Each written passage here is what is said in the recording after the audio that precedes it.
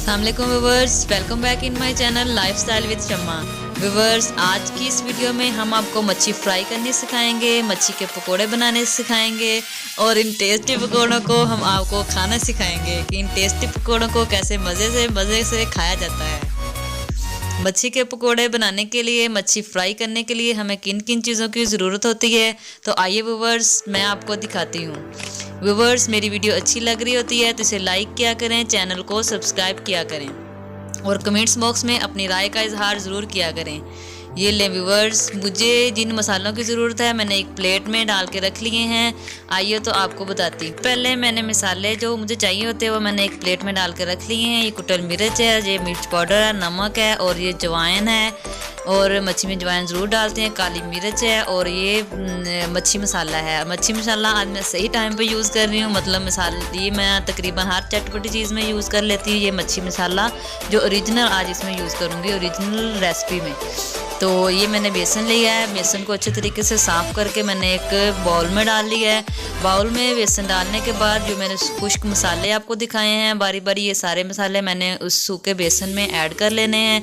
ये देखें व्यूअर्स, मैं इन सारे मसालों को बेसन में ऐड कर रही हूँ। सारे मसाले बेसन में ऐड करने के बाद मैंने एक अलग बाउल में पानी ले लेना है और पानी आहिस्ता आहिस्ता इसमें डालते जाना है और इसका मैंने अमेज़ा तैयार करना है। थोड़ा थोड़ा पानी डालती जाऊँगी और साथ साथ इसे हिलाती जाऊँगी। ये मैं इसे हिला रही हूँ और मैंने बेसन का ना अमेज़ा तैयार कर लेना है। और ये मेज़ा मैंने मच्छी के पीस लिए हैं ना, मच्छी फ्राई करने के लिए पीस बना के रखे हुए हैं, उनको मैंने इसमें डिप करना है। मतलब इस तरह का मैंने इसे तैयार करना है, ना बहुत ज़्यादा मैंने इसे सख्त करना है और ना बहुत ही ज़्यादा मैंने इसे नरम करना है। इसकी लेप सी तैयार करनी है। जो बेसन का अमेज़ा तैयार हो रहा है ना, ये तकरीबन हो ही चुका है। इसे मैं तैयार करके अपने पास रख लूँगी। अपने पास रखने के बाद ये मैं चम्मच साफ़ करके इसे साइड पे कर दूंगी। पहले चम्मच की मदद से मैंने मतलब इसे हल किया है। तो उसके बाद ये मेरा अमेज़ा तैयार होने के बाद मैंने चूल्हे में आग जलाई है और कढ़ाई में घी डाल दिया है। घी डालने के बाद जैसे ही मेरा घी नरम, मतलब क्या बोलते हैं इसे, सॉरी, घी पिघल जाएगा, मतलब घी गर्म हो जाएगा, तो फिर मैंने ये जो मैंने मच्छी के पीस बनाए हुए थे साइड पे धो के रखे हुए थे साफ़ करके, वो मैंने उठा लिए हैं। उठा के मैंने एक एक इस बेसन में डिप करते जाना है और एक एक उसमें जो मेरा ऑयल गर्म हो चुका है उसमें मैंने डालती जाना है। तो मैं तकरीबन 2-3 डिप कर लेती होती हूँ, तो बाद में फिर एक ही दफ़ा डाल देती हूँ उठा के। कहीं तो साथ साथ डिप करती जाती हैं, साथ साथ घी में छोड़ती जाती हैं। तो ये मैंने थोड़ा सा बेसन जो मैंने मेज़ा तैयार किया ना, घी में डाल के देखूंगी कि घी मेरा मतलब अच्छी तरह गर्म हो चुका है या नहीं हो चुका है। क्योंकि घी अगर अच्छी तरह से हमारा गर्म नहीं हुआ होता, तो अगर हम ठंडे घी में इस पीस को बेसन में डिप करके छोड़ देंगे तो वो कढ़ाई के नीचे जाकर जम जाएगा, तो पीस हमारा ख़राब हो जाएगा। इस तरह ना अच्छी तरह से इसकी तलाई नहीं होगी। तो घी गर्म हो चुका है। ये मैं एक एक करके जो मच्छी के पीस हैं उनको बेसन में डिप करके, तो एक एक करके मैं इसमें रख रही हूँ। तो एक एक इसमें रखने के बाद जैसे ही मैं सारे इसमें डिप कर दूंगी, तो आंच मैंने बिल्कुल हल्की की हुई है।